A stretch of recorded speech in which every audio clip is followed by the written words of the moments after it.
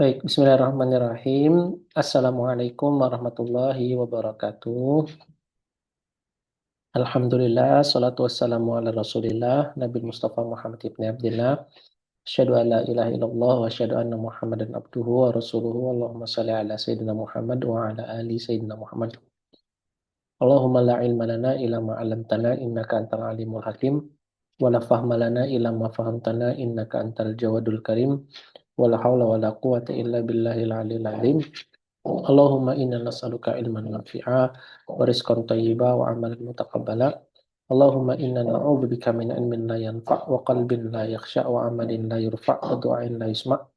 Allahumma akhrijna min dhulumatil wahm wa akrimna bin nuril fahm waftah alaina bi ma'rifatil ilm wanshur alaina rahmatak wa dzakirna ma nusina ya arhamar rahimin walhamdulillahi rabbil alamin. Oke, alhamdulillah kita bisa ketemu lagi di sini dalam keadaan sehat dan dalam keadaan afiat. Dan sebelum melanjutkan eh, ngaji kita hari ini, saya mau mengucapkan taqabbalallah minna wa minkum sholihal amal. Semoga Allah terima amal ibadah kita dan semoga Allah sampaikan lagi kita di Ramadan-Ramadan yang berikutnya. Insya Allah hari ini kita akan melanjutkan lagi ngaji kita di pembahasan di kitab yang sama, yaitu kitab Matan Jurumiyah dengan syarahnya, yaitu adalah syarah Kafrawi. Dan kita sudah sampai pada pembahasan alamatul khafdi, insya Allah. Dan kemarin selesai di alamat nasbi yang ada 5. Sekarang kita lanjut ke alamatul khafdi. Ringkasannya begini, bahwasannya ini merupakan lanjutan dari alamat. Dan sedikit untuk menyegarkan ingatan, alamat itu adalah tanda, yang mana tanda itu direpresentasikan dengan fathah, kasroh, dhammah, dan sukun. Fathah, kasroh, dhammah, dan sukun ini merupakan tanda asli dari akhir sebuah kalimat. Nah, kemudian yang asli ini ternyata mereka punya yang namanya niyabah atau pengganti. Pengganti-pengganti ini itu beragam. Kalau di dhammah itu punya 4. Kalau di nasab itu punya 5. Kalau di kasroh punya 3. Dan kalau di sukun itu punya 2. Atau punya 1 lah, bahkan punya 1. Nah, alamat ini itu adalah sesuatu hal yang melekat di akhir dari sebuah kalimat. Yang mana alamat itu bisa dilihat dari harokat di huruf paling terakhir pada sebuah kalimat. Keadaannya itu dinamakan i'rab, alamatnya harokatnya atau huruf yang menjadi pengganti dari harokat tersebut dinamakan i'rab. Sementara kalimat secara utuh itu disebut sebagai yang namanya mansub, marfu, majzum, ataupun makhfud, ataupun majrur. Sedangkan sesuatu hal yang menyebabkan atau sebelum datangnya majrur, mansub, dan marfu itu datang apa yang kita sebut sebagai yang namanya amil. Ya. Jadi ada amil, ada ma'mul, ada amal, ada alamat dari amal tersebut. Yang mana bahasa kita adalah rofi, marfu, raf'un, dan alamatur raf'i. Begitupun juga dengan nasbun, nasib, mansub, nasbun, dan alamatun nasbi. Begitupun juga dengan majrur, begitupun juga dengan jar, begitupun juga dengan jazm. Nah, ini sedikit ringkasan dari alamat. Oke. Jadi kalau ditanya alamat itu apa? Alamat itu bahasa mudahnya adalah tanda. Tanda itu apa? Tanda itu ya fathah, dhammah, kasroh, dan sukun. Yang mana keempat hal ini adalah alamat. Dan keempat hal ini, yaitu dhamma, kasroh, fathah, dan sukun, itu punya niyabah, punya pengganti. Yang mana penggantinya kalau di dhamma itu ada 3, penggantinya kalau di kasroh ada 4, penggantinya di penggantinya di fathah ada 4, penggantinya di kasroh ada 3, 2, dan penggantinya di sukun ada 1. Nah, terus begitu, dan itu apa yang kita sebut sebagai namanya alamatul i'rab. Nah, alhamdulillah kita sudah menuntaskan alamat kedua, dan hari ini kita akan lanjut ke alamat yang ketiga, yaitu alamatul khafdi. Nah, insya Allah ini bakalan cepat karena kita sudah membahas i'robnya panjang lebar di pembahasan-pembahasan sebelumnya, dan saya tadi sudah murojaah juga dan tidak ada taklik yang panjang sepertinya. Mungkin nanti taklik yang panjang ketika kita membahas tentang apa yang disebut sebagai yang namanya mamnu minas sorof. Insya Allah itu nanti di pembahasan paling akhir.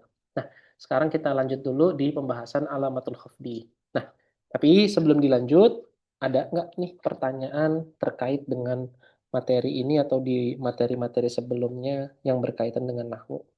Silahkan kalau ada. Kalau nggak ada, mau saya langsung aja. Mbak Widya, Mbak Wahidah, siap-siap baca ya. Tafadhal kalau ada mau pertanyaan, yang mau bertanya.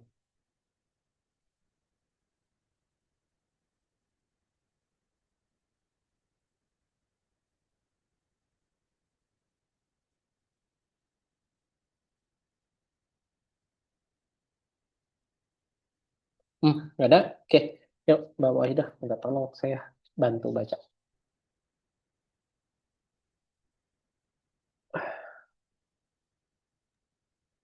بسم الله الرحمن الرحيم. قال المصنف رحمه الله تعالى ونفعنا الله به وبعلومه في دار الآمين. Amin. علامة الخفض. ولما أنهى الكلام على العلامة النسب شرع يتكلم على علامات الخفض فقال وللخفض 3 علامات: الكسرة والياء والفتحة. وللخفض 3 علامات وإعرابه الواو حرف عطف أو الاستئناف. للخفض جر ومجرور متعلق بمحذوف في محل رفع خبر مقدم. وثلاث مبتدأ مؤخر. وثلاث مضاف.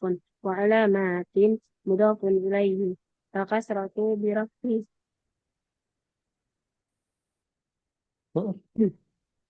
بدل من ثلاث. وبدل المرفوع مرفوع. والياء والفتحة معطوف على الكسرة والمعطوف على المعروف مرفوع. Marfu. يعني gimana sih? Tadi ma'ruf, marfu. Oh, maruf marfuع. Heeh.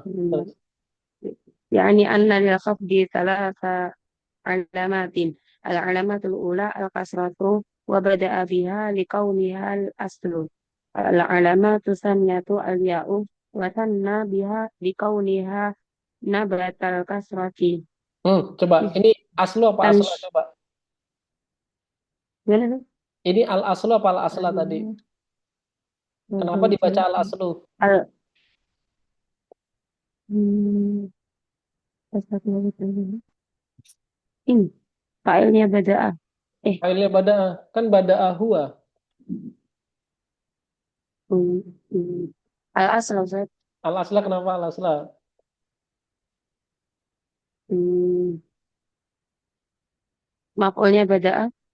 Buk, maf'ulnya bada'ah. Oke. Terus ada lagi yang lain? Maf'ulnya bada'ah. Yuk, yang lain. Mbak Wahida, Mbak Wulan, Mbak Wika. Al asla di sini.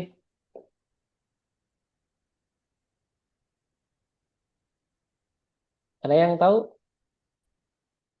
Mbak Wahida bilang itu adalah tadi maf'ulnya bada'ah. Yuk, ada lagi yang lainnya? Mbak Wulan.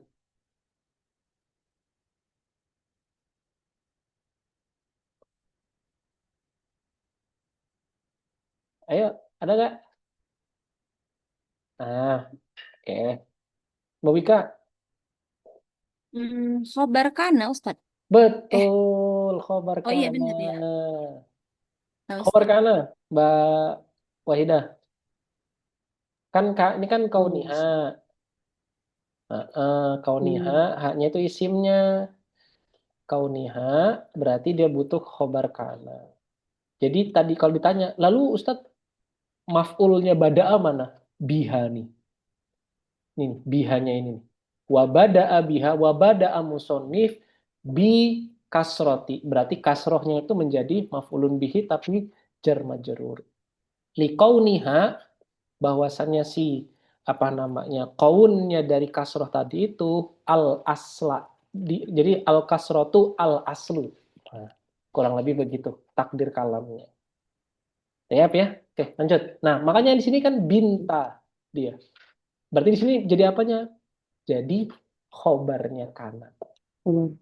Nah, gitu. Oke, semoga setelah ini diingat terus. Nah, ini berlaku Mbak Wahida. Kalau misalkan nanti Mbak Wahida ketemu sama, tahu masdar kan? Masdar, lalu masdarnya itu diapit berikutnya oleh domir. Nah, terus datang berikutnya isim. Dipastikan ketika ada masdar lalu diikuti oleh domir mutasil, kemudian didatangkan berikutnya isim, maka isim yang datang berikutnya ini merupakan maf'ul bihi atau isimkan atau khobar dari eh, kalimat sebelumnya atau dari maf'ul dari masdar tersebut.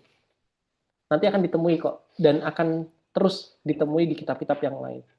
Di kitab Fathul Qorib juga saya pernah menjumpai, di kitab-kitab yang lain juga terus menjumpai. Intinya begitu aja. Jadi mudahnya kalau misalkan nanti ada susunan kayak gini, harfun jar, lalu ada masdar, berikutnya ada domir mutasil, langsung diikuti oleh apa namanya oleh isim, maka isim ini merupakan maf'ul dari si masdar tersebut. Nah itu aja. Kita aja taklik singkatnya. Oke, lanjut. Bisa. العلقة الثانية الياء وثنى بها لكونها بنت الكسرة Hmm. وتنشأ عنها إذا أشبعت. Hmm. العلامات الثانية الفتحة وتعيين Wata'ayyana الختم وتعين ختم بها. khot. Ya, lanjut. إيه. Oh, tape. Apa مواضع dulu? الكسرة. Apaan? إيه. Oke, saya artikan dulu. Yuk. Jadi di sini apa namanya alamatul khafat dan di sini walama anhal kalama alamatin nasbi dan kemudian setelah beliau selesai anha kalama selesai menjelaskan ala alamatin nasbi syara'a memulai yatakalamu menjadi khobarnya syara'a ala alamatil khafdi faqala walil khafdi salatu alamatin al kasratu wal ya'ul fathatu walil khafdi salatu alamatin dan i'rabnya ini dan berikutnya adalah yakni annalil kalau khafdi salah satu alamatin al kasratu wabada abiha dan penulis kitab memulai dengan kasroh likauniha karena dia itu merupakan al asla karena dia merupakan asal atau dia merupakan hukum yang awal. Terus yang kedua al alamatu tsaniyah al ya yaitu ya. Kenapa wasana? Sana di sini tahu nggak artinya apa? Wasana itu artinya beliau telah menjadikan yang kedua, nah gitu. Wasana. Terus kalau berarti menjadikan yang ketiga berarti wasallasa. Menjadikan yang keempat berarti warobba ila akhirih. Ya. Nah, wasanna biha dan kemudian beliau menjadikan tempat kedua likauniha bahwasanya dia itu merupakan apa? Bintal kasroti. Bahwasanya si ya itu merupakan anak dari kasroh. Kenapa kok begitu? Nah, dijawab tansya'u anha idza ushbi'at atau tunsya'u anha idza ushbi'at. Dia itu akan muncul. Kenapa saya baca tunsya'u? Karena kalau misalkan domah itu berdiri, afan, kalau misalkan alif itu tegak qaimah, maka dipastikan sebelumnya adalah alif atau fathah. Tapi kalau misalkan domah itu kalau misalkan hamzah itu dalam keadaan waw, maka bisa dipastikan sebelumnya itu adalah apa namanya domah. Afan ya, domah. Kalau misalkan hamzahnya itu pakai alif lengkung, maka bisa dipastikan sebelumnya itu adalah ya atau harakatnya kasroh. Nah, itu umumnya seperti itu. Dan di dalam ilmu sorof atau di dalam ilmu imla itu pembahasan paling panjang di dalam bab imla adalah pembahasan tentang hamzah. Oke, ala kulli hal dibacanya adalah tunsya'u anha. Dan dia itu tunsya'u dibangun atau dibangun anha, haknya ini kembali kepada al-ya. Dia itu dibangun dari ya. Kapan? Idza, ketika usbi'at, ketika dia diisba', dilengkapi, dipenuhi. Jadi kalau misalkan kita bilang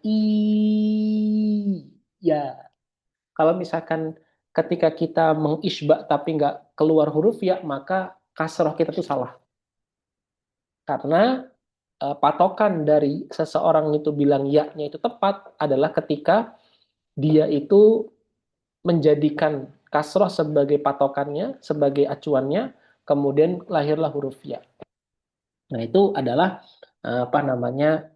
yang disebut sebagai namanya isbaul harfi.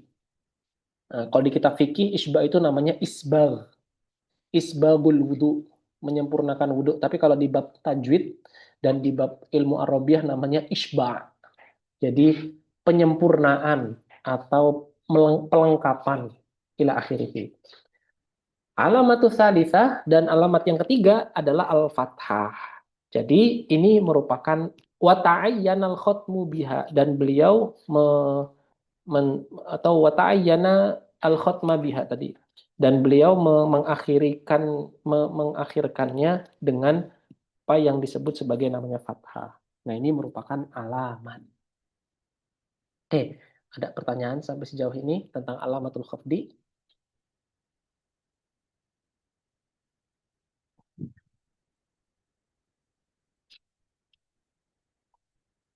Nah, ada dari Mbak Wahida, Mbak Widya? Artinya atau diskusi yang lain, silakan. Cukup? Lanjut. Lanjut, Mbak. مواضع الكسرة ولما قدم العلامات إجمالا فقد يتكلم عليها تفصيلا فقال فأما كسرة فتكون علامة للخفض في ثلاثة مواضع في الاسم المفرد المنصرف وجمع تقصير المنصرف وجمع المؤنث سالم وإعرابه معلوم مما مر يعني أن الكسرة تكون علامة للخفض في ثلاثة مواضع المواد المواضع الأولى Al-mawdi'. الموضع الأول الاسم المفرد المنصرف أي المنون Betul. ولو تقديرا نحن مررت بزيد والفتى والقاضي وغلامي وإربه مررت فعل وفاعل وبزيد جر ومجرور متعلق بمررت والفتى معطوف على زيد ومجرور بكسرة مقدرة على الألف منع من ظهورها التعذر والقاضي معطوف أيضا على زيد مجرور وعلامة جره كسرة مقدرة على الياء منع من ظهورها الثقال وغلام معطوف أيضا على زيد مجرور بكسرة مقدرة على ما قبل ياء المتكلم منع من ظهورها اشتغال اشتغال المحل بحركة المناسبة وغلام مضاف وياء المتكلم مضاف إليه في محل جر وقيد الاسم بالمنصرف لأن خير المنصرف يجر بالفتحة نحو مررت بأحمد كما سيأتي Oke, tayyib, barakallahu fiik. الموت Yuk, kita lanjut ke pembahasan di mana sih alamat kasroh itu berada. Nah, di sini disebutin oleh musonif kitab Walamma qaddamal alamat ijmalan, dan saat beliau itu telah mengungkapkan, telah memberikan muqaddimah alamat secara global, ijmalan, akhoda, kemudian beliau memulai yatakallamu, berbicara, alaiha, haknya kembali kepada alamat tadi itu, alamatul khofdi, tafsilan, secara rinci. Tafsilannya sebagai apa, Mbak Wahidah?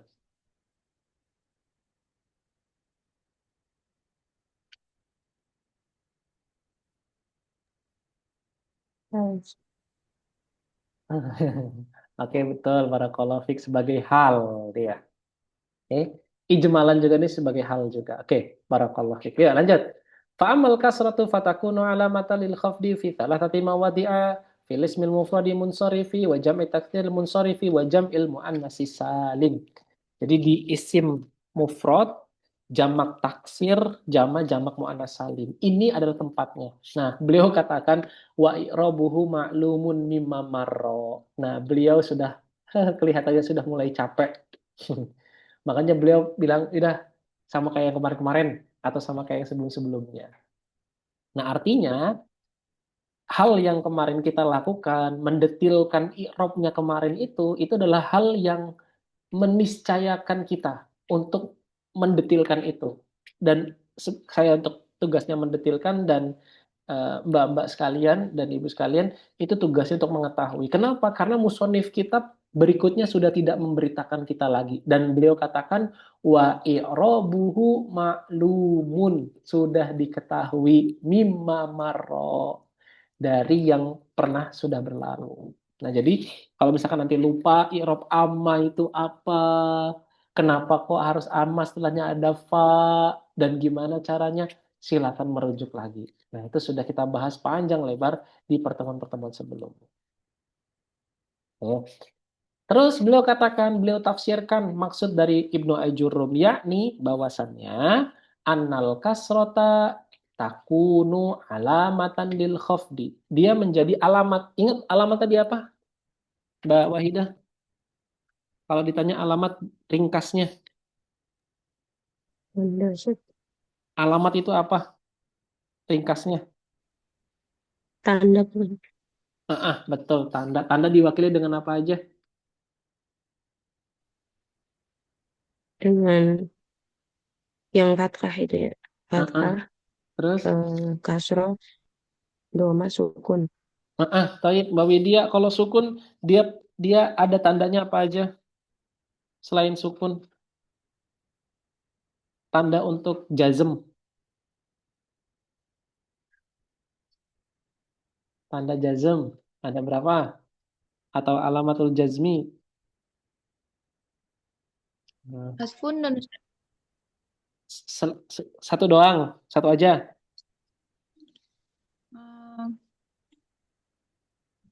Ada lagi nggak?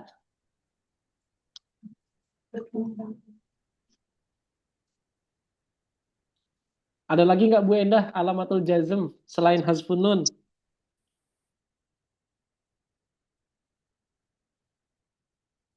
Atau cukup dengan hasfun nun aja Bu Endah? Alamatul jazmi.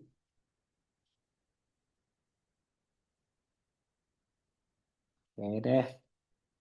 Ya, tuh, betul. Jawabannya adalah alamatul jazmi cukup dengan hanya dengan hasfun nun saja. Nah, dikatakan di sini al-maudi'il awal, tempat yang pertama, al-ismul mufradul munsorifu. Isim mufrad yang munsorif. Al-muna, tadi Mbak Waida bacanya apa, Mbak? Al-munawwanu. Kenapa al-munawwanu? Uh, maf'ul. Yang sifat. Ayo, kenapa al-munawwanu? Ya, Mbak Bulan, maf'ul katanya. Maf'ul tadi ya? Tadi ketemu Mbak Waida ya? Atau apa tadi? Uh, iya. Sat. Oke, yuk. Mbak Bulan, bacanya apa? Bener nggak Mbak Waida bilang al-munawwanu? Iya, Ustaz. Kenapa? Karena memulai penjabaran, Ustaz. Memulai penjabaran. Oke. Ada lagi yang lain, Mbak Wulan? Selain memulai penjabaran? Oke. Mbak Wika, kata Mbak Wulan memulai penjabaran. Kalau Mbak Wika sendiri, al-munawwanu, al-munawwana, atau al-munawwani, dan kenapa? Hmm, Kayaknya tadi kepikiran sama kayak Mbak Ulan tadi, Ustadz. Mbak Penjabaran. Ulan tadi.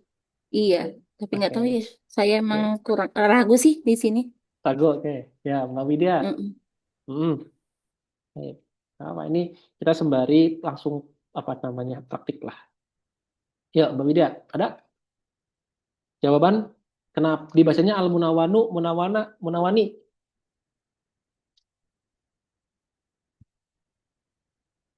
Hmm.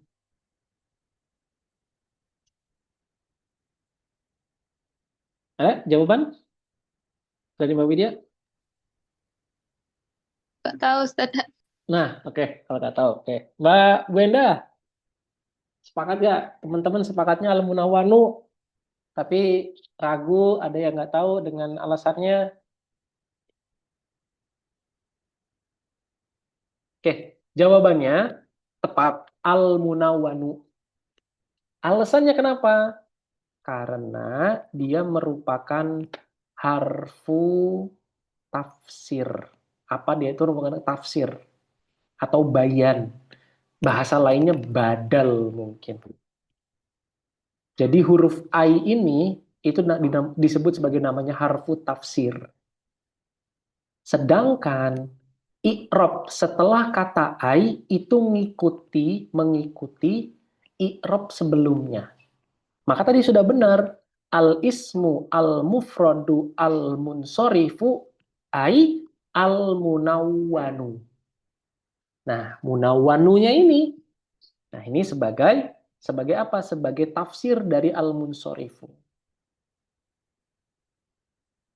Oke. Nah, di sini walau takdiron. Nah, walau kana takdiron. Nanti ini agak panjang lah. Mungkin makomnya nanti setelah kita bahas di kanannya aja. Ini kita keep dulu aja karena nanti mungkin ini akan ada panjang sedikit. Kita keep dulu aja. Kita simpan dulu aja. Ya. Jadi kalau misalkan nanti ketemu ai, ya ingat ya, ai di sini pakai ini karena ada ayu, ada ai. Kalau ayu itu nanti isim tersendiri, tapi kalau ai dia itu adalah harfun dan dia pakai sukun. Ai dan apa namanya kalimat setelahnya baik itu isim, fiil, ngikuti harokat sebelumnya atau ngikuti kalimat sebelumnya. Jadi ini Ustadz sebagai membedakan batal. ayu dengan ai itu gimana kita? Siakul kalimat, Oh, konteks kalimat. Kalau kayak gini kita nggak mungkin bilang ayu. Oke, ya, siakul Ustadz. kalimat. Baik ya. Oke. Ada lagi yang lain? Mbak Widya, sekarang sudah tahu ininya apa namanya alasannya, Mbak Wahida, Mbak Bulan. Kalau ada yang mau ditanyakan silahkan. Berarti Ustaz yang al-munawwan itu badal dari Al-munsorifu. ismul munsharif atau al-munsharifu dulu? Al-munsorifunya aja. Hmm. Dan al-munsorifu merupakan tabi atau sifat dari si isim. Jadi ngikut kepada Sekaligus isim. dia mubdal minhunya. Ya, betul. Oke. Nah, ya, Mbak Wahida, ada tanya? Jadi besok nanti lagi, jadi sudah harapannya sudah tahu ketika ketemu sama kalimat ai. Nah ini sering banget kok muncul di kitab-kitab ai. Nah ini walau takdiran ini nanti kita akan agak panjang. Insya Allah kita akan bahas di babul kana. Biiznillahi ta'ala. Oke, ya lanjut. Dan irobnya sini insya Allah sudah pernah kita bahas mana amin zuhuri hatikol, mana amin zuhuri ta'adzur, mana amin zuhuri Afan, irob gulami utamanya ini mungkin yang agak jarang kan apa majrurun bikasrotin muqaddaratin ala ma qoblal ya'il mutakallim. Ya ingat irobnya ini nih, irob patennya itu ini. Irob patennya. Kasroh muqaddarah ala ma qoblal ya. Terus dikatakan mana amin zuhuriha istighalu. Dia jadi fa'ilnya si mana'a. Mana'a min zuhuriha istighalu al-mahali biharakatil munasabah. Wa gula mudhaf wa ya'il mutakalim mudhafun ilaih majrurun. Nah, perhatikan kata-kata ini. Wa qayyada. Pernah saya kasih tahu nggak bahasa Indonesianya qayyada atau qaidun artinya apa? Ada yang ingat nggak? Qaidun. Pernah ada yang ingat? Atau ada yang udah lupa semua? Saya pernah kasih tahu tentang istilah Mengikat qaid. bukan Apa-apa? mengikat bukan. Mengikat, betul. Terus saya waktu itu juga kasih tahu apa aja sesuatu yang disebut mengikat. Ingat ya, Mbak Ulan? Apa itu qaid? Qaidun. Mbak Wika, ingat qaidun apa?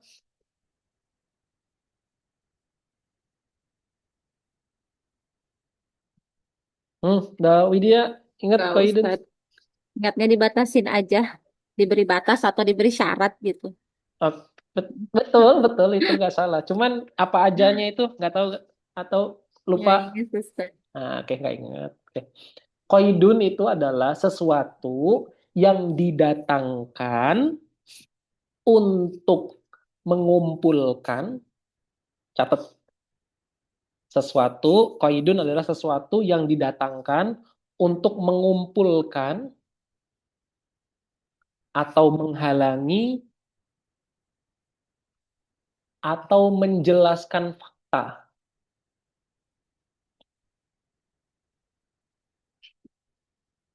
Oke, qaidun tadi apa, Mbak Widya?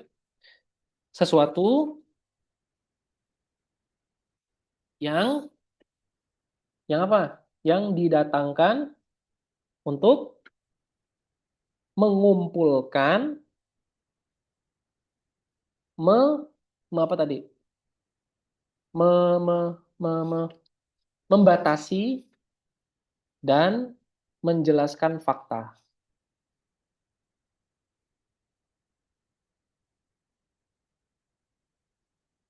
Oke, sesuatu yang didatangkan untuk menjelaskan, untuk mengumpulkan, membatasi dan menjelaskan fakta. Nah, qaid itu datang dalam 3 jenis. Pertama, sifat. Contohnya adalah apa? As-sholatu al-wajibah. Kata al-wajibah itu menjadi qaid, menjadi batasan bahwasanya sholat yang dibicarakan itu hanyalah sholat-sholat yang wajib. Sholat-sholat yang sunnah nggak ada.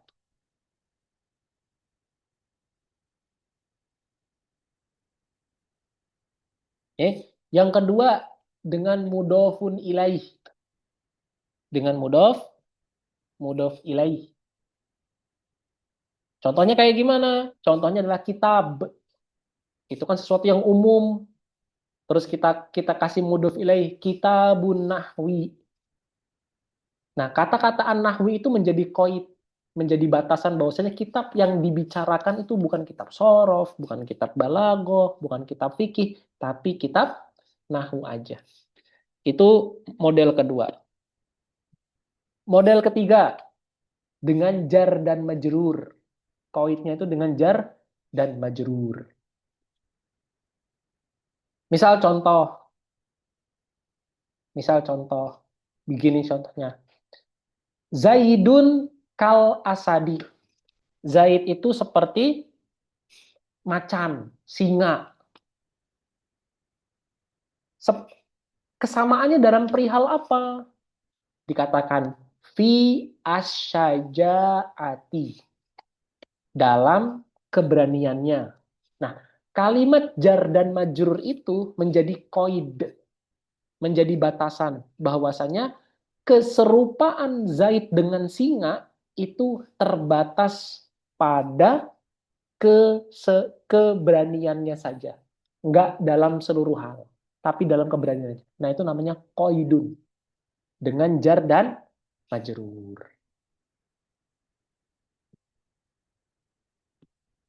Oke, coba sampai sejauh ini coba Mbak Wulan, ada pertanyaan nggak?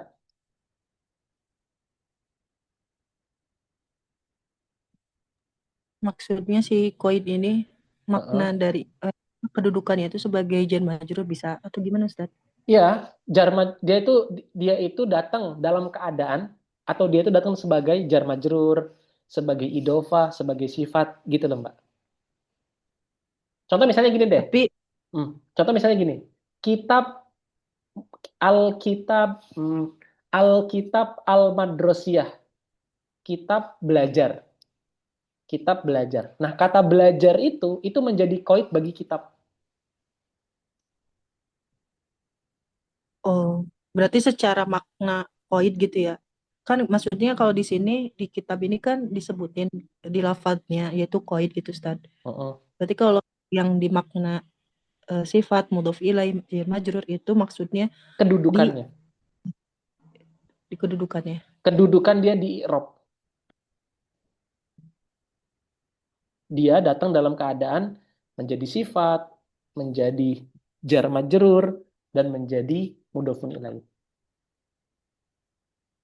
Atau masih agak masih belum terang makna dari koid ini? Iya, berarti si koid dalam bentuk makna kan Ustaz? Koid dalam bentuk makna boleh deh, Dalam boleh. arti makna. Maksudnya kan kalau kalau di buku, kalau di kitab kan itu disebutkan kan wal qayyada lismu gitu. Itu kan disebutin gitu Ustaz. Nah, qayyadalisma itu kan disebutin. Nah, nanti kalau datang dalam segi mudhof, jar majrur sama tadi sifat berarti dia itu makna dari si koid ya kan? Iya, betul. Makna dari si koid atau bukan makna sih Mbak, lebih tepatnya apa sih? Kedudukan koid itu kedudukan koid dalam i'rab bisa dalam bentuk sifat. Seperti contohnya kalimat al-munsharif ini. Gitu. Ya kan jadi sifat kan dia bagi si ismul mufrad. Nah, kadang dia jadi jar majrur. Seperti kita katakan tadi kitabun nahwi. Nah, kalimat nahwi itu sebagai koid dia. Dia sebagai mudhof ilaih sekaligus jadi koid. Koid bagi apa? Bagi pembicaraan kita bahwasanya kita itu hanya bicara atau yang diinginkan itu hanyalah kitab nahwu, bukan kitab-kitab yang lain. Jadi sebagai pembatas gitu. Nah, contohnya lagi Berarti tadi apa gimana?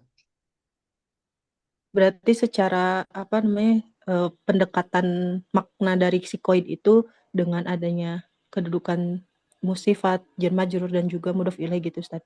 Bukan pendekatan, kedudukan dia itu kadangan sebagai kedudukan di dalam i'rab itu sebagai sifat, jar majrur dan idofah dan mudhof ilaih. Kedudukan dia dalam i'rab. Terus si koidnya sebagai apa Ustaz? Koidnya sebagai pengikat kalimat sebelumnya. Contohnya gini deh. Pengikat dari sebelumnya.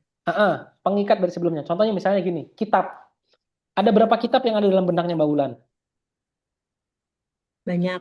Banyak. Tapi ketika katakan kitab belajar, lebih sedikit nggak? Ya. Kata belajar itu menjadi pengikat bahwasannya yang banyak tadi itu dihimpun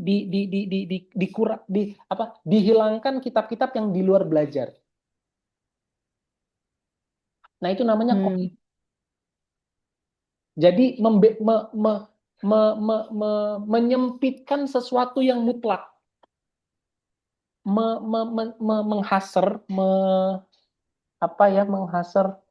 membatasi pada hal-hal yang sifatnya mutlak. Nah, itu datang dalam keadaan apa? Misalnya kitab belajar, Alkitab Al-Madrosiyah. Nah, itu kan sebagai sifat dia. Terus ketika saya katakan lagi kitab, banyak kan? Ya, Terus ketika saya katakan kitabun nahwi, sedikit nggak dia jadinya? dan spesifik. Berarti Spesifik. sikoid ini Apa? berarti ini sebagai untuk spesifik dari kalimat sebelumnya gitu. Mm-mm. Menspesifikasi ya. Menspesifikasikan. Tapi di dalam i'rabnya nanti ada 3 hal ini ya. Iya, Maksudnya di antara betul. Betul. Ada berarti 3. bukan makna. Berarti sikoid ini sebagai apa tadi Pengikat atau sebagai pembatas. Sesuatu hal yang membatasi. Gitu. berarti ada yang disebutkan secara lafaznya seperti tadi koyada. Ada yang memang tadi langsung di i'rabnya ya, kedudukan i'rabnya Ya, gitu ya. betul. Nah, di sini kan posisi beliau sebagai apa? Sebagai pensyarah. Makanya beliau katakan wa qayyada gitu. Beliau sebagai pensyarah. Jadi beliau itu ingin menafsirkan kenapa kok ada datang kata munsorif. Nah, dikatakan wa qayyadal isma, dan isim itu dibatasi bil munsorifi, dengan munsorif. Kenapa? Karena kaza. Nah, ini koidnya dengan apa? Kalau dikatakan koidnya dengan sifat. Mafhum? Oke, bawah hida, coba sampai sejauh ini. Bingung nggak dengan kata koid? Insya Allah. Paham, Ustaz. Paham, oke. Bawah Widya, bilang aja kalau nggak paham, bilang. Nanti saya ulang kok. Saya akan ulang 10 kali juga pun siap mengulang. Paham nggak ini? Kata koid ini. Insya Allah Ustaz. Tadi Ustaz yang kan tadi Ustaz bilang 3, satu lagi tadi sifat ya Ustaz. Iya, sifat, jar majrur, mudhof ilaih. Oke Ustaz. Mbak Wika, iya Afwan. Paham nggak sampai sejauh ini Iya, makna Ustaz. koid? Ya, ya. Saya sebenarnya ada pertanyaan, cuman bukan yang di sini, tadi masih di atas, Ustaz. Iya, gimana? Yang mana? Tapi nggak apa-apa deh, nanti aja. Oke. Tadi Ustaz, apa saya yang salah ya? Nggak apa-apa nih Ustaz, beda dari sini. Iya, gimana? Nggak apa-apa. Tadi yang tentang apa tuh yang tanda jazm tadi. Apa saya yang salah ya? Saya punya catatan tanda jazm itu salah. Tadi kan Ustaz sebutin 2 ya, sukun dengan hasbun nun. Nah, tapi ini kalau yang hasbun huruf hilat gimana? Iya, itu maksudnya tadi hasful ilat. Hasfu aja, al-hasfu aja. Oh Al-hasfu gitu, aja. berarti al-hasbu aja, tapi ada 2 gitu ya. Iya, betul. Yang huruf ilat satu lagi yang nun gitu ya Iya, Ustaz betul, ya. betul. Oh ya, berarti saya tadi yang kurang ini. Ya, syukran Enggak. Ustaz. Itu Iya, aja sih. oke, baik. Yuk, Bu Endah, sampai sejauh ini. Coba ada pertanyaan nggak? Coba. Belum paham, Ustaz. Oke, belum paham. Taib. Kalau misalkan Bu Endah, saya katakan rumah. Ada berapa rumah yang ada dalam benak Bu Endah? 1. Nggak banyak. Ya, banyak. Banyak pastinya dong. Kan rumah bisa rumahnya Mbak Wulan, bisa rumahnya Mbak Wahida, banyak pasti kan. Nah, tapi Iya, Ustaz. ketika saya katakan rumah Mbak Wulan, kira-kira ada banyak apa cuma 1 akhirnya? 1. 1. Nah, kalimat atau kata Mbak Wulan itu namanya koid. Kata-kata Mbak Wulan, rumah Wulan. Nah, kata Wulan itu namanya koid, Bu. Contoh lagi misalnya, sholat. Ada berapa sholat yang ada dalam benaknya benaknya Bu Endah? Banyak. Ada banyak, tapi saya katakan wajib. Yang wajib. Ada berapa sholat yang wajib? 5. 5. 5 waktu. Betul. Kata yang wajib itu namanya qaid, Bu. Yes. Jadi kalau ditanya tadi rumah Wulan. Nah, kata Wulan itu sebagai qaid. Nah, dalam bahasa Arab bisa kita katakan baitu Wulan misalnya. Nah, dalam kedudukan i'rab, kata Wulan itu adalah mudhof ilaih. Dalam kedudukan i'rab, kata Wulan sebagai mudhof ilaih. Terus tadi saya tanya sama Bu Enda, sholat ada berapa? Ada banyak. Terus saya katakan yang wajib. Ada 5 tadi jawabannya. Nah, kata-kata yang wajib itu sifat. Nah, dalam bahasa Arab, as-sholatu al-wajibah. Sholat-sholat yang wajib. Kata al-wajibah itu, Bu, itu menjadi qaid, menjadi sifat. Nah, itu adalah contoh apa yang disebut qaid. Terus misalnya gini, Bu, di rumahnya Bu Enda ada banyak orang. Terus Bu Enda bilang, di dalam rumah ada orang. Kira-kira yang ada dalam benak Bu Enda, ada berapa orang? Lebih dari 1, pastikan. Ya. Tapi misalnya gini, apa namanya dikatakan, Afan. Oh ya, benar. Misalkan gini, terus Mbak Wulan bilang, Bu, Mbak Wulan bilang, dan Mbak Wulan tuh ngasih tahu saya, Ustadz, Bu Enda di dalam rumah. Nah, kata-kata di dalam rumah itu menjadi qaid, menjadi pengikat bahwasanya Bu Endah yang dimaksud itu Bu Endah yang di dalam rumah.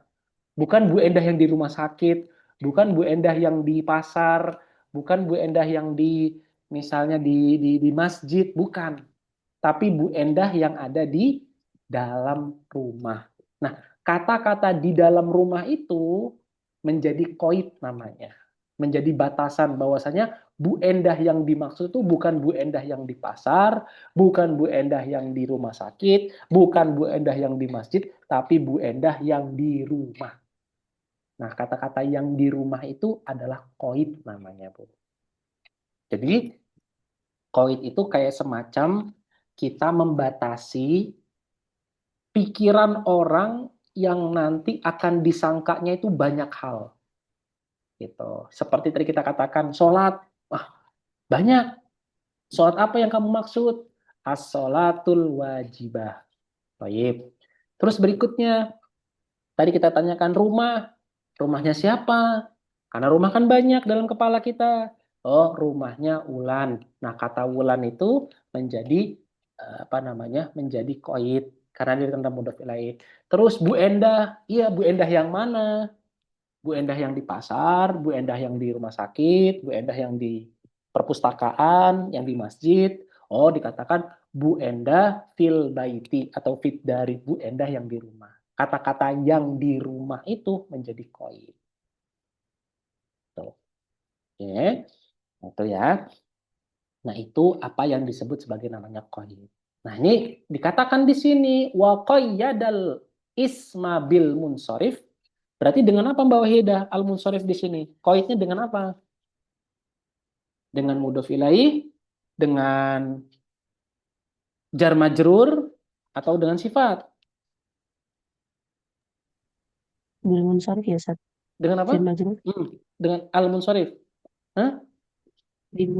Jar majrur bukan. Ini loh, ini nah. Beliau tuh lagi menafsirkan. Yang mana, Ustaz? Beliau tuh lagi menafsirkan ini. Beliau tuh lagi menafsirkan kalimat ini nih. Beliau itu sedang menafsirkan kalimat ini nih. Al-ismu al-mufradu al-munsorif. Nah, berarti dalam hal ini kalimat ismu mufrad itu dikoitnya dengan apa? Oh, sifat. Dengan sifat. Yang Betul. Nah, ini nih cuman kalimat ini doang loh, Mbak. Kalimat apa namanya? Kalimat tafsir gitu loh. Ini ungkapannya kayak gitu. Wa qayyadal isma, dan beliau Maksudnya Ibnu Ajurum mengikatkan kata isim dengan kata munsorif. Berarti kata munsorif itu menjadi koid. Maka kita lihat al-munsorif ini sebagai apa? Oh, sebagai sifat, berarti koidnya dengan sifat. Tuh. Ya. Oke. Sampai di sini, mafhum? Yang lainnya, Mbak Wahidah, Mbak Widya, Mbak Wika, Mbak Ulan. Ada pertanyaan lagi? Oke. Kenapa? Nah, beliau tafsirkan atau beliau takwil li'anna ghairul munsorifi, karena selain munsorif yujarru bil fathati. Karena beliau itu kenapa kasih koid, kasih batasan, kasih keterangan dengan kata munsorif? Karena selain isim munsorif, selain isim yang tidak tanwin, itu jarnya dengan fathah. Contohnya nahwa atau nahwu marortu bi Ahmada. Nah, di sini isim ya, munsorif enggak. Kenapa? Karena dia itu tidak menerima fathah, tidak menerima tanwin. Maka kalimat Ahmada itu menjadi fathah. Terus beliau bilang kama sayati, insya Allah nanti akan ada bahasannya. Nah, itu. Yuk lanjut Mbak Wahidah. الموضع الثاني جمع تقصير المنصرف في جمع منصرف نحو مررت بالرجال والأسارة والهنود وإعذارا وإعراب مررت بالرجال ظاهر والأسارة معطوف على الرجال مجرور بكسرة مقدرة على الألف منع من ظهورها التعادل والهنود معطوف أيضا على الرجال مجرور بالكسرة الظاهرة والعذارة معطوف أيضا على الرجال مجرور بكسرة مقدرة على الألف منع من ظهورها التعذر وقيده أيضا بالمنصرف لأن خيره يجر بالفتحة نحو مررت بمساجد كما سيأتي. Oke, Toib. Sekarang saya tanya Mbak Wahidah, zohir, kenapa kok dibacanya zohirun, Mbak?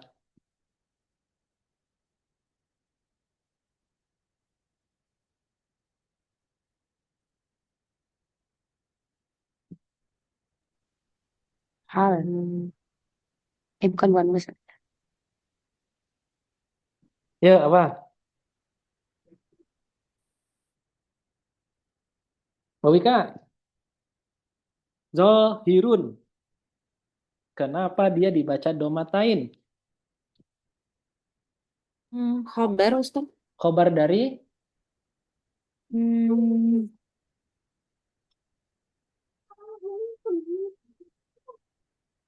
Ini ya, Ustaz. Tunggu deh, yang lain dulu deh. Saya mikir, Oke, yang lain dulu lagi. yuk, Mbak Wulan. Khobar dari Zohirun. i'rab. Khobar dari i'rab. Oke, Taib. Maror tu birijali, kenapa dia di tanda kurung, Mbak Wulan? Apa ya kemarin? Yuk, apa kemarin? Sebagai apa ya Ustadz ya? Lupa. Kenapa di dalam kurung? Karena yang di i'rab adalah lafaznya, bukan kalimatnya. Maksudnya ketika kita hanya bilang marortu, berarti itu kita sedang mengi'rab kalimatnya. Tapi ketika kita dalam kurung, kita itu sedang mengi'rab lafaznya. Ai lafaz marortu birijali secara keseluruhan. Jadi ini itu jadi kalimat i'robu marortu birijali, kalimat marortu birijali ini di-i'rab sebagai mudhof ilai dari kalimat i'rob. Loh Ustadz, kok mudhof ilai? Ya, karena marortu birijali kalau i'rab secara kalimat dia fi'il, fa'il, jar majrur. Tetapi yang diinginkan itu bukan i'rab kalimat, tapi i'rab secara lafaz, secara keseluruhannya, secara satu kesatuan. secara satu kesatuan. Maka marortu birijali itu kita i'rab sebagai apa? Sebagai mudhofun ilaih, karena yang diinginkan adalah lafaznya bukan kalimatnya. Nah, ini juga sama, al-usari juga sama. Itu yang dimaksud apa? Yang dimaksud adalah i'rab lafaznya, bukan kalimatnya. Pun juga dengan nahwu ini. Nahwu marortu birijali. Ini i'rabnya apa kira-kira? Kalimat nahwu marortu birijali ini. Oke, pertama dulu deh. Dia yang diinginkan i'rab lafaz atau i'rab kalimat?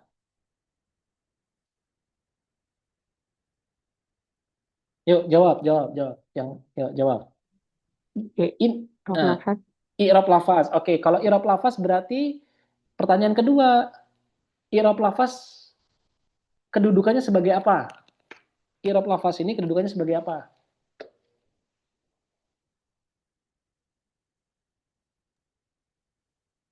Apakah sama kayak mudhof ilaih, Ustaz? Betul, barakallahu fik, sebagai mudhof ilaih. Jadi nahwu marartu birrajuli wal usari wal hunudi wal qadari fi mahalli jarin mudhofun ilaih. Mudhofnya mana? Kalimat nahwu. Nahwu ini kemarin kita bilang ada dua i'rab kan? Ada i'rab maf'ul bihi, ada i'rab apa? Ada i'rab khobar khobar yang mubtadanya mahzuf dengan perkiraan kalam zalika an-nahwu. Mafhum sampai sejauh ini? Oh iya, makanya tadi saya bingung Ustaz. Zohiran itu khobar khobar yang mana gitu. Karena saya masih ngeliat yang di Maror tu Birijal tadi gitu. Enggak.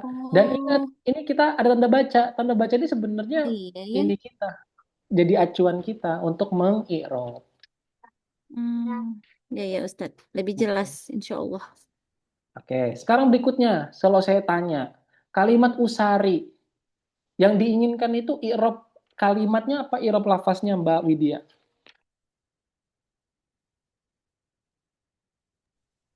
Lafaz, Ustaz. Lafaz. Kalau i'rab lafaznya kedudukannya sebagai apa dia?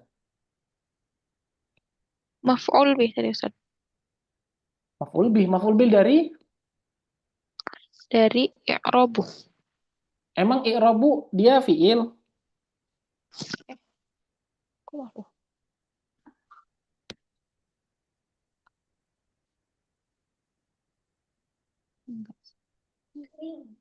Ya.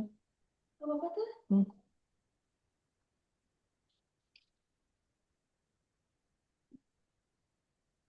Yuk. Coba Mbak Ulan bantu Mbak Widya. Usaroknya ini. Usaroknya. I'rabnya sebagai apa? Mudhof ilaih kedua ya.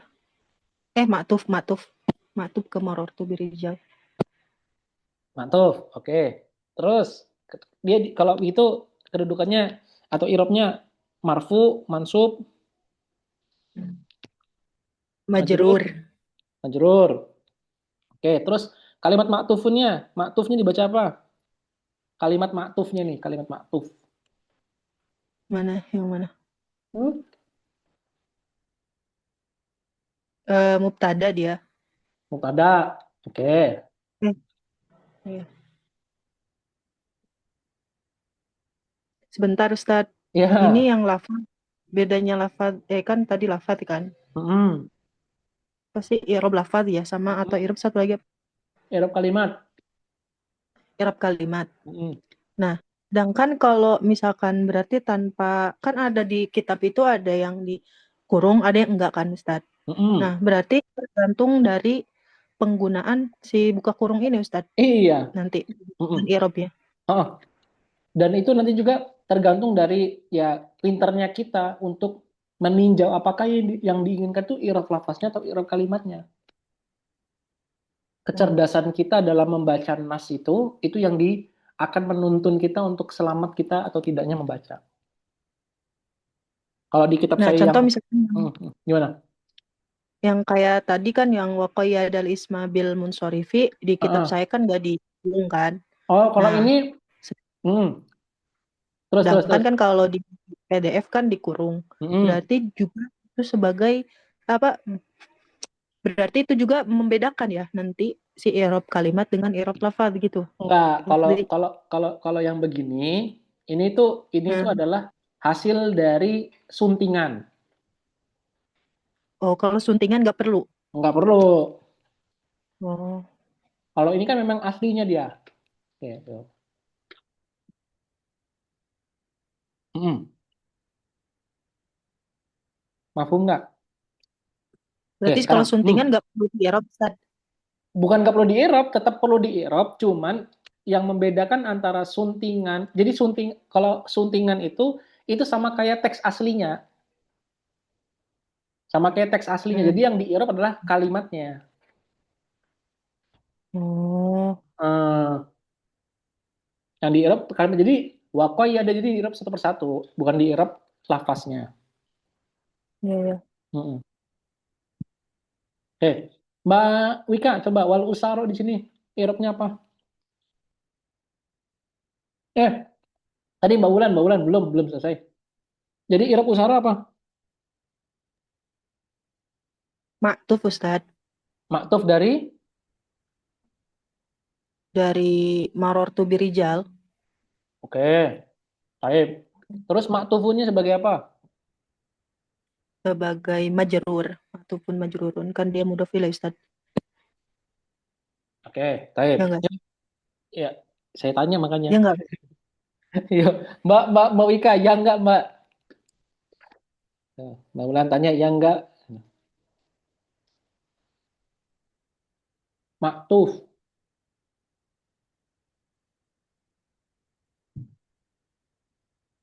Ya, Mbak Wika. Mbak Wika keluar. Oh, Yang keluar ya? Hei, Mbak Wahida. majrur birijal ya. Entahlah. Yuk, ini Mbak Wahida. Kenapa apa irobnya maktuf dan apa irobnya al usaro?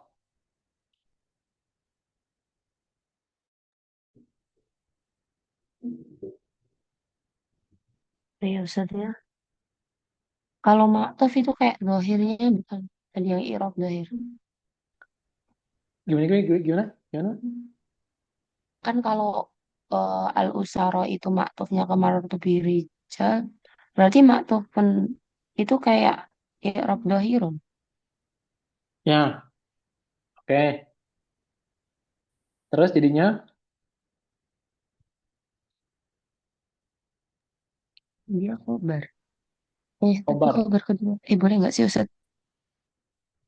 Boleh aja. Asal jelas alasannya boleh aja. Khobar kedua, apa alasannya? Nah, gitu. Oke, saya cukupkan deh. Ya. Jadi jawabannya, ini tuh sebagai mubtada. Dan benar tadi, maktufnya sebagai khobarnya. Apa Ustadz kok bisa bilang begitu? Nah, di sini kan ada tanda tuh. Ada tanda titik. Kan tadi saya bilang, tanda baca itu membantu kita dalam mengi'rab. Nah, berarti di sini adalah walafzul usaro. Nah, lafzul usaro itu di i'rabnya sebagai mubtada. Yang diinginkan tuh bukan usaronya sebagai mubtada, tapi lafaz secara keseluruhan. Nah, itu sebagai mubtadanya. Maktufun sebagai khobarnya. Nyambung nggak sampai sejauh ini? Coba, Mbak Wahidah, Mbak Widya. Masih belum ngerti, Ustaz. Oke, Oke, Mbak Ulan. Saya jelasin pakai lidah. Misal gini,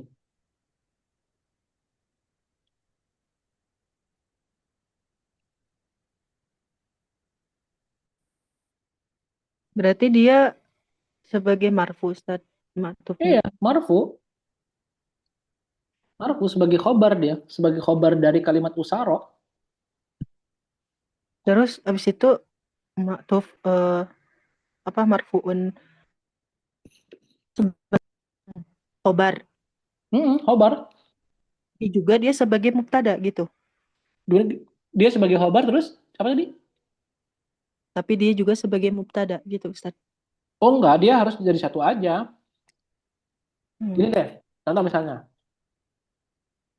Misalnya, Kola Muhammadun. Mbak Widya, sekarang khusus untuk Mbak Widya aja. Muhammadun jadi apa di situ? Fa'il, Ustaz. Fa'il. Oke. Pasti kan di sini ada tanda kurung kan? Kayak kita bilang berkata Widya. Widya. Pasti kan ada tanda kurung gini kan? Hah. Iya, Ustaz. Nah, berkata Widya misalnya aku di rumah. Di sini kita katakan qala Muhammadun ana fil bait. Oke. Aku di rumah. Kalau di bahasa kita kan mungkin kan subjek dan keterangan. Ya, betul. Iya, Sedangkan Ustaz. bahasa Arab ini mubtada, sini apa namanya katakanlah khobarnya lah. Ya. Lalu pertanyaan saya, kalau misalkan ini jadi serangkaian kata, ini satu kalimat, kedudukan dari kalimat anafil bait ini apa? Jawabannya adalah dia sebagai maf'ulun bihi. Maf'ul bihi, Ustadz? Iya. Fa'ilnya mana? Fa'ilnya Muhammad. Fi'ilnya qolah. Kok bisa gitu, Ustadz? Ya, karena yang kita i'rab adalah lafaznya, bukan kalimatnya. Mafhum sampai sejauh ini? Mbak Widya? Berarti Ustaz, lafaznya itu kalimat langsung itu ya? Nanti. Kalimat langsung sama kalimat gak langsung bedanya apa kok? Saya lupa ya. Kalimat langsung kayak yang di tanda kurung itu, Ustaz. Oh, yang ini, yang tadi petikin ini. Iya. Ayah, itu.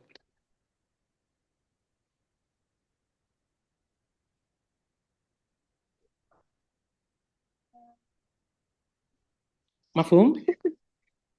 Ya, ini coba. Berarti Gimana? yang di tanda peti itu maksudnya tadi ini Ustaz, apa namanya?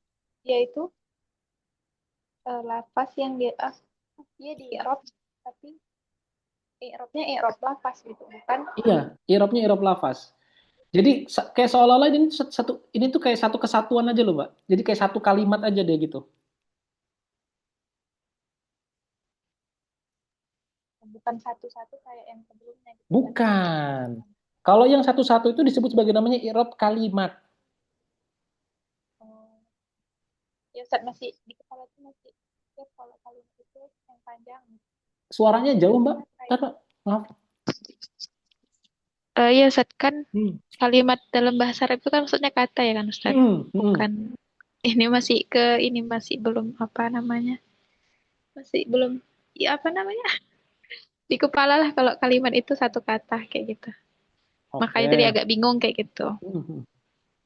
Nah, terus kita lanjut ke tadi. Misalnya saya mau mengi'rab lafzu kola itu apa? Mubtadaun. Mubtadaun di sini sebagai apa? Jawabannya dia sebagai khobar. Lafzu kola itu sebagai mubtadanya. Kalimat lafzu itu dihilangkan. Lalu saya ganti pakai kurung.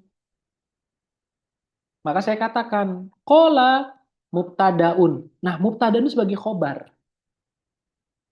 marfu'un wa alamatu raf'ihi ila akhirih, itu nanti marfu'un wa alamatu raf'ihi ila akhirih, kedudukan semuanya ini sebagai khobar dari mubtada ini. Terus kalimat Muhammad, lafzu wa Muhammadin, nah kan gitu kan? Wa Muhammadin, maka saya buka kurung wa Muhammadin. Nah, kalimat Muhammad ini saya katakan, kan kalau di Irfan apa? Fa'ilun marfu'un wa alamatu raf'ihi ila akhirih. Nah, kalau secara i'rab wa Muhammadin sebagai mubtada, fa'ilun marfu'un ila akhirih ini sebagai khobar dari mubtada ini.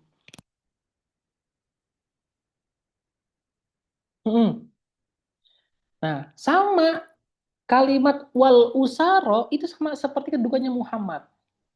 Wal usaro ai wal lafdzul usaro, yang mana dia kedudukan sebagai sebagai mubtada, maktufun ala kadza kadza kadza. Kalimat maktufun ila akhirih sebagai khobar dari mubtada yang ini. Coba bingung nggak?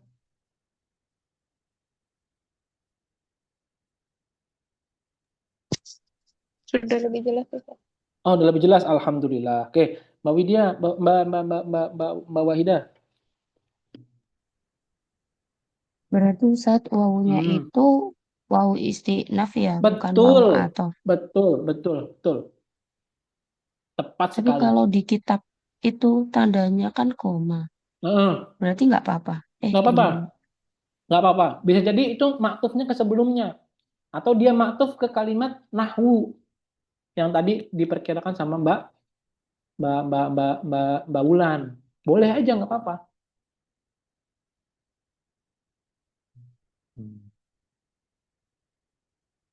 Ustaz, berarti dengan adanya tanda kurung itu nggak gini, itu menunjukkan ya, wow itu nggak selamanya wow atof gitu. Iya, bisa jadi waw istinaf. Wow istinaf. Dan tadi kan Karena ada tanda baca sebelumnya. Tanda bacanya titik. Berarti kan udah selesai apa ungkapan itu. Atau kalimat itu udah sempurna. Makanya usaronya jadi mubtadanya gitu ya. Iya, betul. Iya ya Ustadz. Saya ngiranya itu wow atof bukan wow istinaf gitu. Makanya bingung saya pas bilang tadi maktuf di kasrah itu jadi khobarnya gitu. Khobar. Oh, ya ya Ustadz. Oke, Mbak Ulan, gimana?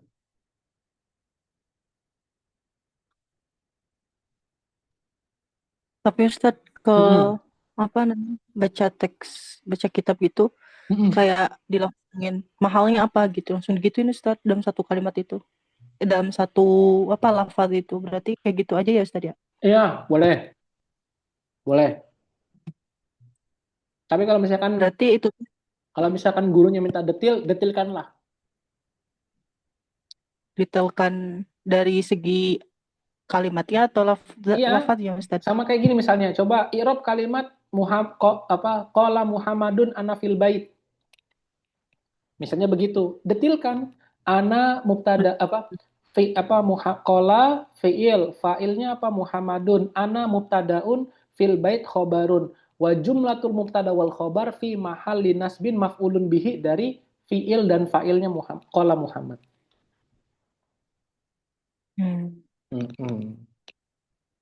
Terus Ustadz kalau yang wawu istinaf terus usaronya mubtada, berarti dia bukan mahal sebagai mubtada aslinya ya, kedudukan asli mubtadanya gitu. Tetap mahal karena kan yang diinginkan adalah lafaznya.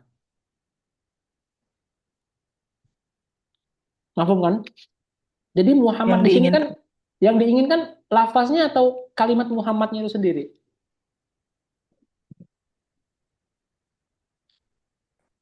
Di lafaznya. Lafaznya, maka kita katakan mahal. Karena yang kita inginkan itu lafaznya, bukan kalimatnya. Oh, berarti setiap yang dikurung itu mahal semua, Ustaz? Betul, tepat. Oh. Terus kalau nggak ada buka kurung, terus maksud dari musonif itu mahal gitu, Ustaz. Gimana? Ya, itu kepintarannya pembaca yang diuji di situ.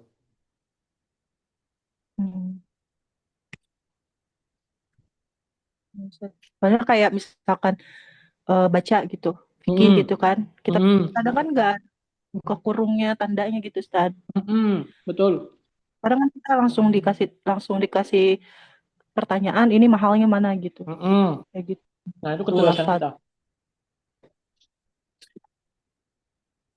Terus kalau yang si maktuf, si usaro tetap lafaz juga mahal juga ya Ustaz ya khobarnya. Mahal juga. Tapi kalau secara kalimatnya dia sebagai sebagai maktuf. Kalau asli teksnya aslinya yang disampaikan oleh Ibnu Ajurum. Oh, tapi kalau secara lafaznya mahal tetap ya? Iya, betul. Nah, ya, ya semoga yang detail kayak gini semoga bermanfaat lah nanti untuk baca kitab ke depannya. Oke, ada lagi nggak pertanyaan yang lain dari Mbak Widya, Mbak Wulan, Mbak Wika, Mbak Wahida, Bu Endah, coba silakan. Ustadz, berarti kalau kita mau mengi'rab qala Muhammadun tadi itu kita harus mengi'rab dengan sempurna ya, sampai kita Iya, tahu gitu ya, masing-masingnya itu mahalnya apa gitu ya. betul. Biar kita juga nggak jadi apa ya rancu ya kalau baca teks itu ya, kadang gitu Betul, ya kalau saya. betul. Oh, ya Ustadz. Padahal cuma tanda kurung dan buka kurung ya Ustadz, tapi Masya Allah ya, Oke, beda banget sama bahasa Indonesia ya Ustadz. oke, baik ya. Oke. Nah, nanti kiaskanlah itu semua pada pembacaan-bacaan, pada teks yang ada di sini. Sebenarnya kan ini kan sudah pernah datang kan ya di teks-teks sebelumnya ya. Tapi kenapa saya nggak singgung itu dulu gitu loh? Karena memang ya masih belum tepat aja waktunya untuk menyinggung itu. Nah, saya tangguhkan dulu. Nah, sekarang saya rasa sudah cukup, maka saya detilkan. Oke. Sekali lagi kalau ditanya, Mbak Widya, nahwu marortu bimasajida. Kalimat marortu bimasajida itu i'rabnya apa? Atau lafaz dari marortu bimasajida itu i'rabnya apa?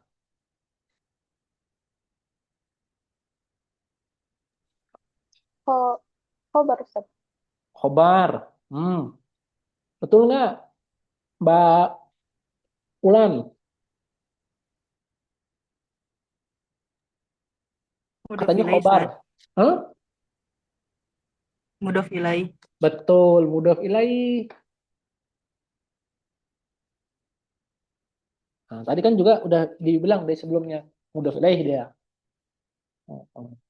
Kama sayati, kafnya itu menjadi menjadi harfun jar, ma-nya sebagai isim, kama dan sayati yaktinya menjadi mausul dari ma, atau dia menjadi sifat dari ma-nya itu sendiri. Dan kedudukan kama di sini sebagai khobar dari kalimat nahwu. Nah, kalau lebih seperti itu. Baik, yuk lanjut Mbak Wahidah. الموضع الثالث جمع المؤنث سالمين هو مررت بالمسلمات والمسلمات المسلمات مجرور بالباء وعلامة جره الكسرة الظاهرة والمسلمات معطوف على المسلمات وهو مجرور بكسرة مقدرة على ما قبل ياء المتكلم منع من ظهورها اشتغال المحل بحركات المناسبات والمسلمات مضاف وياء المتكلم مضاف إليه في محل جر لأنه اسم مبني لا يظهر فيه إعراب ولم يقيد جمع المؤنث سالمة بالمنصرف لكونه لا يكون إلا munsharif munsharifan. Na'am Hmm, na'am law summiya bihi lijari lijazi bukan. lijazi Naam lau li summiya bihi lajaza itu. oh Itu fi lamnya namanya lam jawab lilau. Namanya lamnya lam jawab itu. Itu nanti insya Allah hukumnya di paragraf di pertemuan berikutnya. Jadi kalau ada kata lau, yes. kalau ada kata lau atau laula, lau deh khususnya. Kalau ada lau, pasti pasti dia itu diikuti dengan lam. Nah, lamnya ini adalah lam jawab dari lau. Lanjut, Ya. lanjut. Na'am law summiya fihi lajaza fihi sarfu wa adamuhu nahwu adriyatin alama ala baldatin Alamun itu. lagi. alamun Mm-mm. alamun ala baldatin Jadi alam di sini maksudnya adalah nama tempat. Azriat yang ada di kalau nggak salah di Irak atau di Iran ya. Dua itulah Azriat ini. Oke, oke. Alhamdulillah kita besok nyampe ke pembahasan tentang ya. Insya Allah besok akan lebih cepat lagi karena kita sudah pernah membahas ini dan irop yang panjang hari ini sudah dibahas juga. Insya Allah. Oke, ada pertanyaan sebelum ditutup? Silakan kalau ada pertanyaan.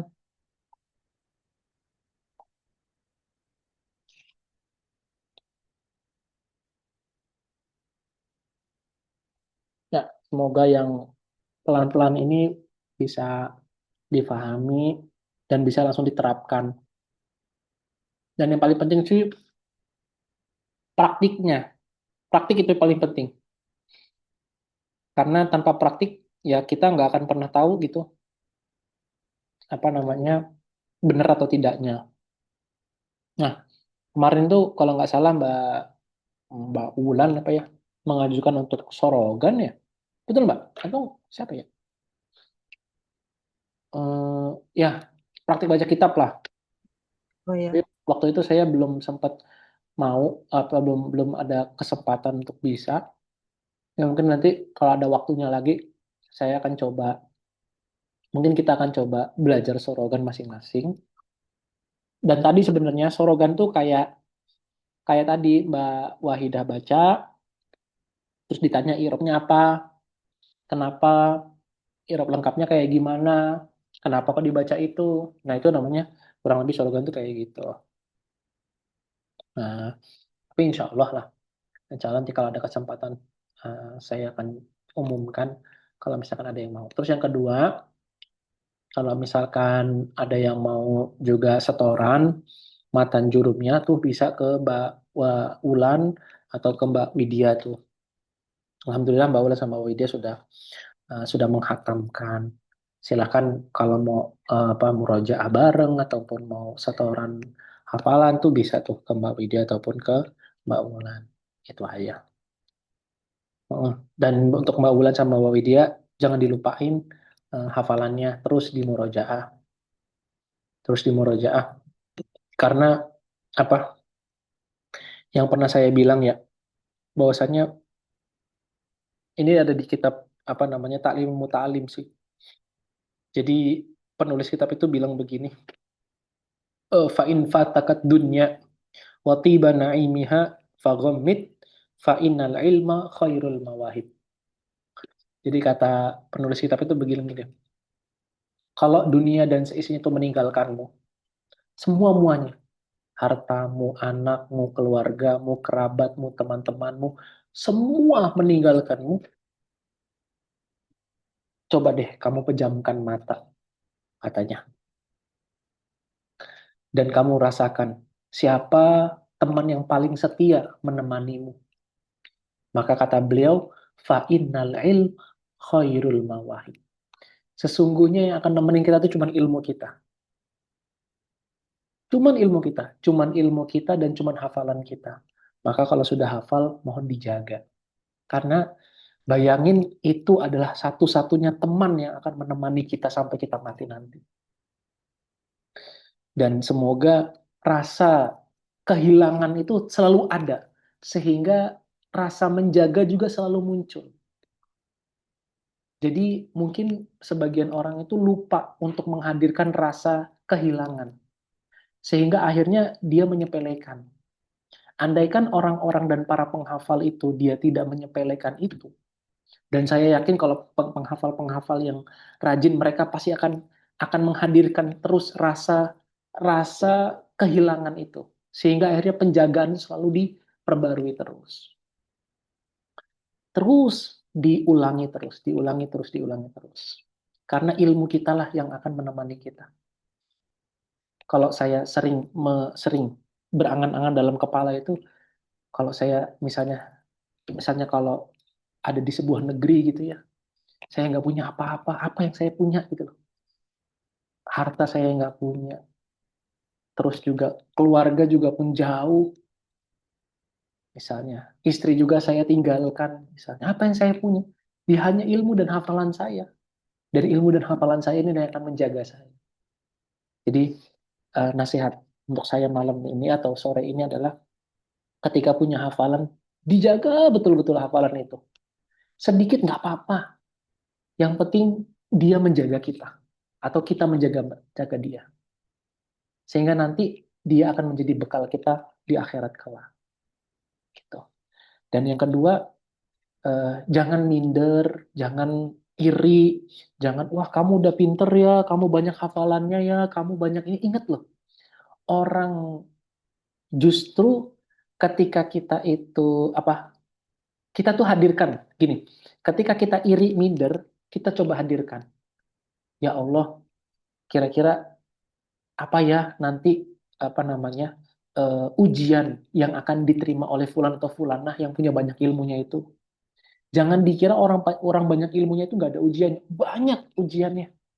Justru malah semakin banyak ilmunya, semakin banyak ujiannya, karena dia sudah mengetahui banyak hal. Berarti kalau begitu kita nggak usah banyak ilmu dong Ustadz. Ya enggak kayak gitu konsepnya gitu loh. Nggak kayak gitu konsepnya. Kita justru diperintahkan untuk banyak ilmu supaya kita beramalnya selalu sehat gitu. Bukan berarti kita nggak banyak ilmu karena kita takut diuji misalnya. Enggak kayak gitu konsepnya. Ya. Maka tadi dari sisi tadi ketika kita iri misalnya teman-teman kita yang pinter banget, yang hafalannya kuat banget, ingat ujian mereka juga tuh jauh lebih besar kok. Karena Allah titipkan sesuatu yang besar ke mereka. Kenapa Allah belum titipkan kita sesuatu yang besar? Ya mungkin karena kita belum sanggup. Maka kita memantaskan diri gitu. Kita usaha terus, latihan terus menjaga hafalan kita, lebih cerdas dalam memahami, ditingkatkan lagi fahamnya. Ya insya Allah nanti Allah akan titipkan itu ke kita. Nah, saya jadi keinget nasihat ini sebagai penutup ya. Sebagai penutup dari nasihat. Masih tentang menjaga itu. Masih tentang menjaga. Ini nasihat dari ibu saya. Jadi ibu saya waktu itu punya teman, dia orang kaya. Punya SPBU, punya beberapa SPBU lah di daerah Lampung itu. Suatu hari ibu saya itu berkunjung ke rumahnya gitu. Terus ibu saya itu memperhatikan bahwasanya si orang kaya ini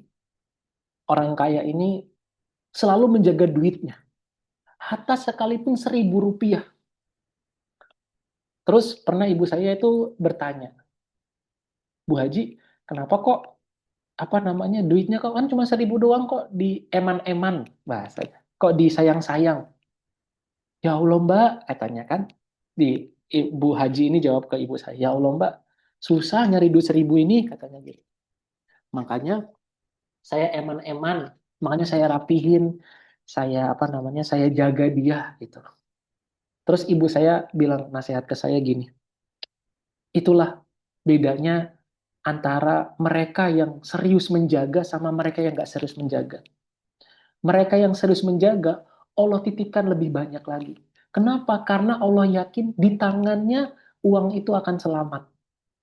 Tapi di tangan-tangan mereka yang boros, Allah nggak kasih dia. Nah, pelajarannya apa di sini? Yang ingin disampaikan ibu saya itu waktu itu adalah, pelajarannya adalah, kalau kamu ingin dapat sesuatu yang banyak, megah, mewah, itu kamu juga harus mempersiapkan diri untuk menerima sesuatu yang besar tersebut. Karena khawatirnya adalah ketika kita dikasih sesuatu yang besar tapi kita nggak amanah, itu justru mencelakakan kita.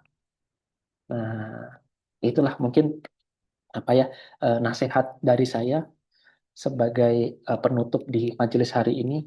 Semoga kita termasuk orang-orang yang menjaga ibadah kita, menjaga ilmu kita, menjaga hafalan kita, menjaga ketaatan kita kepada Allah Subhanahu wa taala. Sehingga ketaatan kita, ilmu kita dan harta kita itu kembali atau berbalas dengan penjagaan mereka kepada kita. Nah, itu aja dari saya. Barakallahu li wa lakum. Kurang lebihnya mohon maaf dan pada saya mohon ampun. Kita tutup dengan mengucap lafaz hamdalah. Alhamdulillahirabbil alamin dan doa kafaratul majlis. Subhanakallahumma wa bihamdika nasyhadu an la ilaha illa anta nastaghfiruka wa natubu ilaik. Wa sallallahu ala sayyidina Muhammadin wa ala ali sayyidina Muhammad. Wassalamualaikum warahmatullahi wabarakatuh.